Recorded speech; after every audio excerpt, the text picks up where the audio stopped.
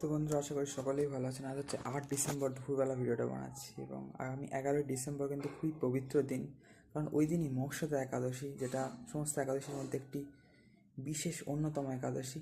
এবং ওই দিনই গীতা জয়ন্তী, মানে ভগবান শ্রীকৃষ্ণ কুরুক্ষেত্রে, যেটা এখন হরিয়ানায় অবস্থিত, ভগবান শ্রীকৃষ্ণ অর্জুনকে ভগবদ্গীতার জ্ঞান দিয়েছিলেন, ওই দিনই বলা হয়। তো খুবই পবিত্র দিন, খুবই ভালোভাবে কাটাবেন আপনারা ওই দিনটা। সবাই বন্ধুরা, রাধে রাধে, হরে কৃষ্ণ, জয় সিয়া রাম, নিতাই গৌর, सीतानाथ प्रेमानंदे, हरि हरि बोल, हरे कृष्ण।